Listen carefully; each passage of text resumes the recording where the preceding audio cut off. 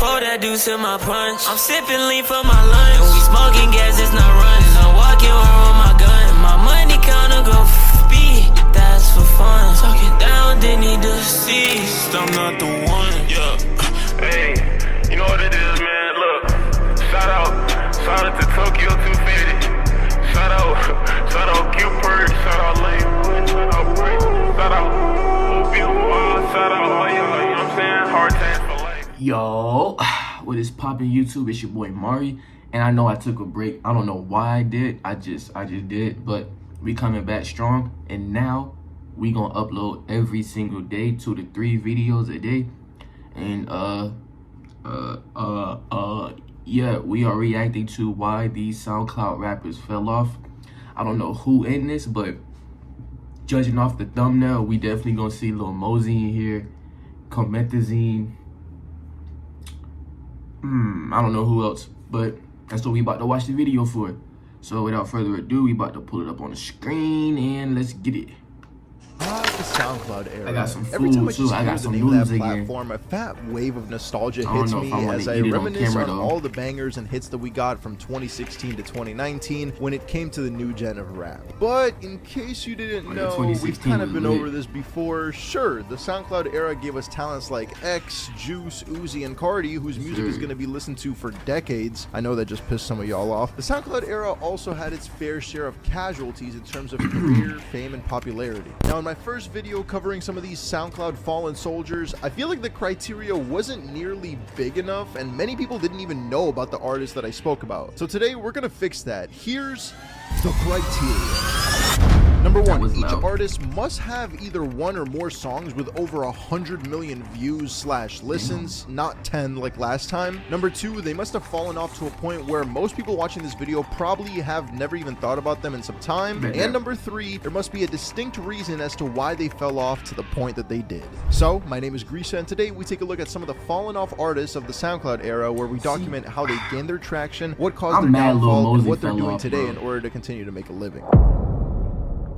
So first up is probably the smallest artist on this list in terms of peak numbers, but don't get it twisted, he was pretty popping during his come up, and that is Comethazine. Now, while being the smallest artist on today's list, Comethazine still put out... I'm not gonna lie. Comethazine has the potential if he was just more versatile. If he wasn't just murder, gang, gun every song with the same flow in the same 1 minute and 20-second songs, bro, I believe he would have probably would be popping a little bit, not as much, but I believe he'd still be relevant.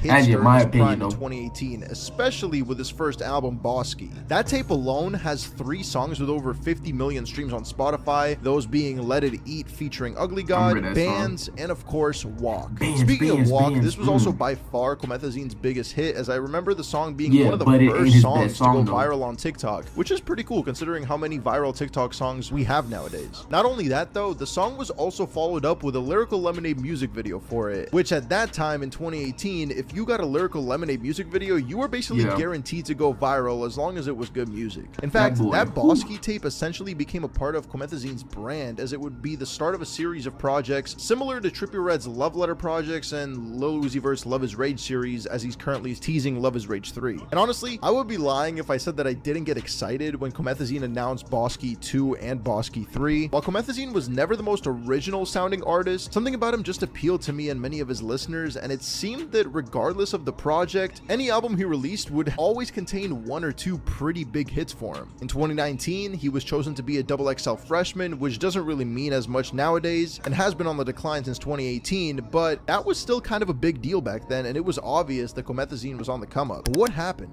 How do you go from getting hundreds of millions of streams to a point where most people watching this video haven't checked out a Comethazine song in years, probably? Well, when doing the research for this video, I was considering the fact of him maybe not dropping as consistently. I mean, after all, artists on the come up need to drop as much music as possible in order to maintain their relevance and keep elevating their popularity and sound. But if I'm being honest, I wouldn't even say that Comethazine was super inconsistent. Dude has dropped a project every single year since 2018, except for 2023, with some years even 2 projects dropping in 1 year. That's honestly way more consistent than a lot of other artists that fell off, so I wouldn't really blame it on that. I think the real problem with Comethazine was honestly just his sound. Did I not just say that? Quality of music music never really fell off in my opinion. The fact of the matter is he essentially stayed like his making the same energy music for just 3, 4, 5 years now. And while yes, you might be saying if the music is still decent, why should that matter? Well, the problem is, like I said earlier, Comethazine's sound and music was never something super revolutionary in my opinion. Sure, he's had some really fun songs that were bangers, but he was never really a needle mover or pioneer in music, unlike artists like Juice WRLD, Cardi, and Uzi who have brought in new genres or made old style genres more popular. Because of this, Comethazine had no chance to gain new fans with every album release, since the people that wanted to hear his trap stuff could have listened to just his classic tapes like Bosky 1 and 2. This meant that the only thing that would happen was that he would actually lose fans after every release, since every time he dropped a project, there were always people that would get tired of that sound, which of course resulted in his label definitely not pushing him as hard once they saw the performance of projects like Bosky 4 and his self-titled album. Comethazine came up off the trap sound that was already popular before his blow up and had bigger artists in that genre that continued to just pretty much overshadow him. I don't think Comethazine's fall off was anywhere near as drastic as any of the artists in my last video, and it does seem like he still kind of has a cult fan base, which is honestly great, but I do think he's way past his prime at this point, and we shouldn't expect him to reach the same heights he did back in 2018 or 2019. Now, the next artist in today's video is actually Comethazine's XXL freshman classmate. Can you guess who I'm talking about? I woke up feeling like a man himself, Lil Mosey, then yeah, you'd be correct. I feel like the man, freshman of the year. I woke up like the man. Alright, now we'll talk about that cypher a little more later, but this entry is really crazy. Real quick, who y'all think had a better freestyle between Mosey or Too Rare? I mean, Lil Mosey was arguably top 3 breakout rappers in 2018. From his first songs to blow up being Pull Up and Booth Pack to the Lyrical Lemonade hits that followed in Noticed and Kamikaze, Lil Mosey 5 years became ago? a household name in less than a year. Just like Comethazine, Mosey really blew up and saw success thanks to the Lyrical Lemonade effect, except Mosey did it first. His debut project, North's Best, went gold and had a few album tracks that actually ended up really successful too, like Burberry Headband and Greet Her. After a fantastic breakout 2018, Mosey followed that up with an awesome 2019 as well, dropping songs like Bust Down Cartier, G-Walk, and Stuck in a Dream, which peaked at number 62 on the Billboard Hot 100, even overtaking his biggest song at the time, Notice, that only peaked at number 80. This was also the first of 2 singles that he would drop before his follow-up project Certified. I've got something to tell you guys. Guess what? It's an app called Big O Live, and if you're looking for friends and people at Hitmaker, which would also perform very well. Obviously, during the 2019 year, Mosey was also chosen to be a XXL freshman, but had a top-tier garbage freestyle in most people's opinions. So if anything, that kind of actually ended up hurting him, as people would start to make memes regarding his oversimplistic bars during the cypher. However, even if 2019 wasn't as hot as Mosey's 2018, he would change all of that in 2020 by releasing his biggest song to date, Blueberry Faygo, after the leak of it went viral on TikTok. This also, in my opinion, is a prime example of why rappers should still release leaks, because the song now has over 1 billion streams on Spotify, and the music video, which was once again directed by Cole Bennett, has over 300 million views. However, little did we know that this would be the peak for Lil Mosey, as he could make a comeback. Would not even come close to the amount of buzz his previous singles would get. Sure, he had a few one-offs that were fairly successful, like Jet Ski featuring Lil Tecca, but nowadays, Mosey is riding the wave of his biggest hits from years ago while struggling to even get over 5 million plays on his recent releases. But what happened to him? How did Mosey go from getting hundreds of millions of streams to only a couple million on every release, if that even?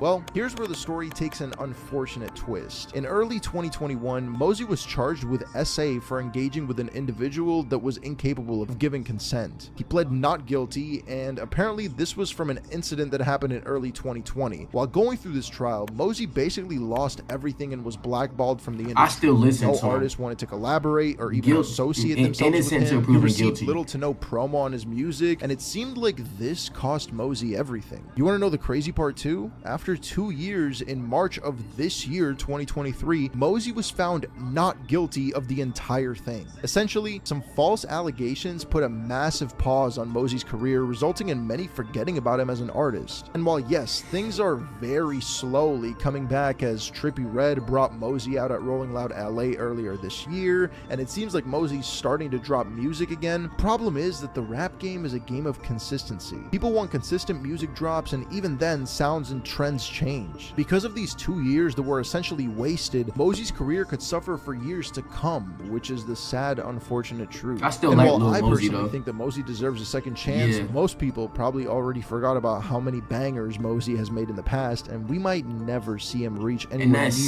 peak again, and now you know why. Speaking of why, that's a pretty funny letter, isn't it? Especially since it reminds me of the last artist we're gonna cover in today's video, YBN Nahmir. Was that cringe? Okay, I'm sorry. Whatever. This guy's story is honestly pretty crazy as well. Nahmir first rose to fame. Hold on, speaking of YBN Nahmir, bro, my cousin defends this nigga, bro. I'm not gonna say his name, but he's he's on YouTube as well. Rubbing Off the Paint went absolutely viral on the World Star YouTube channel back in 2017, making this the earliest artist of the video to actually pop off. After the success of Rubbing Off the Paint, Nahmir would go on to drop a remix to Tay-K's The Race, as well as another single hit, Bounce Out With That, which was also my favorite accompanied song. by another Cole Bennett Lyrical Bounce Out Lemonade With video. That? It's actually kind of crazy how many artists Cole helped in their come up, and I actually did a full video on Cole and Lyrical Lemonade as a whole. You should definitely check it out. But anyways, it seemed like everything was getting into place for Nahmir. With some really hot singles, all we now needed was a solid album for everything to continue growing. And we did get an album.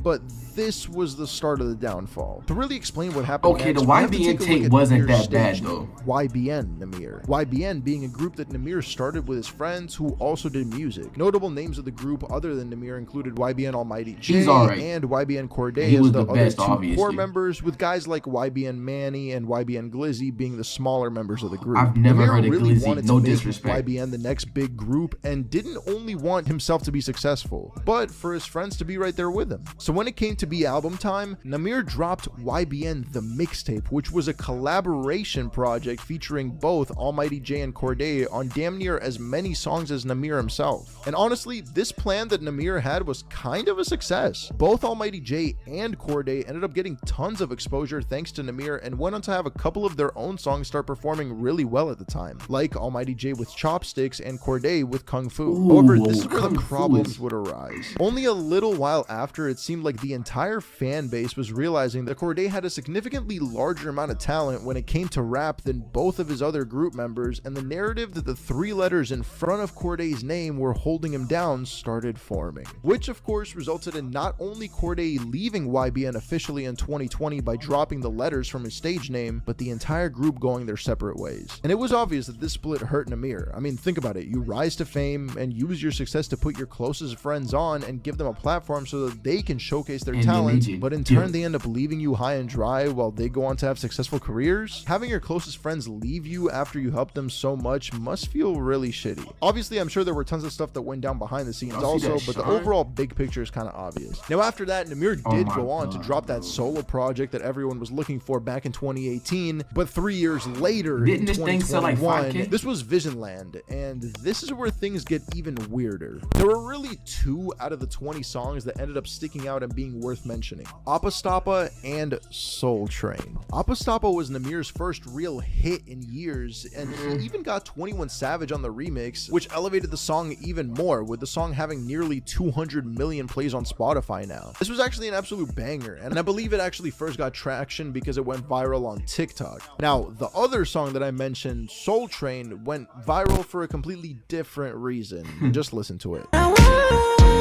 Tryna be low key and stay away from the bullshit. Yeah, I'm sorry for making you hear that again, and if you somehow have never heard that before, you probably already clicked off the video, so I hope to see you again someday, maybe. Either way, this song went viral for all the wrong reasons. I mean, it sucked. I honestly don't know what mixing, no auto tune, straight ass. Maybe this was some kind of marketing ploy to get his name out there again, but either way, it obviously didn't work out for the long term. Currently, Nahmir hasn't really dropped any music since August of 2022, but he still has over 4 million monthly listeners thanks to his older hits. What went so wrong, and how could he have prevented this fall off? Well, I mean, it's pretty obvious based on what we talked about earlier, but if I was him, I definitely would have focused on my own career and putting myself in a position to guarantee a win. I mean, you can't really blame him though, because that's like real nigga status, bro. You get you some success and you bring your team along with you. I mean, yeah, but you can't blame him, though. He was just helping his boys put out. anyone else on. Namir should have dropped his own good solo project back in 2018 and made sure that he was going to have longevity in the rap game. And hell, he could have still even given Jay and Cordae like a feature each on it. It really is a shame because it seemed like Namir really locked in and focused on his own success rather than trying to share the wealth early on. Things might have turned out differently, especially considering how Cordae is still currently very relevant with his newly released single collaboration with Juice WRLD going absolutely crazy right now. But I guess not all stories have happy endings, and the rap game can be really cruel. You can make the same music that you've always made and your fans fell in love with, but still see declining numbers. You can literally be forced out of the limelight due to allegations that ended up being completely made up, and you can try and help out your friends only for them to not reciprocate that help when you're at your lowest. I really do hope that all three of these artists continue to experiment and release new music moving forward, because I do believe that all of them have made super dope songs that I still would listen I'm gonna wait to the video end. But we're just gonna have to wait and see, as their future in the music industry is still up in the air. Subscribe if you enjoyed, and thanks for watching. For sure. And guess that's a good video too. But the thing about it, bro, is like Namir probably seemed like a cool dude. And I respect that. That's real nigga status. You get some shine and you bring your boys with you. Nobody left behind. You feel me? I respect that. But yeah. But Comethazine ain't coming back until that boy get versatile. Lil Mosey still get my props. I still listen to him. Not every day, but every once in a while. He'll pop up in my playlist and I won't skip it because, you know, Lil Mosey, he got good songs. But that's the end of the video. You know, hit that thumbs up. Let me know the video lit. Hit that red button for more videos like this. And yeah, we back and we on the we on the road to 100 subs. We're trying to get that by the end of the month. Hey, I did not steal that from TJ Too Dope. Let's get it.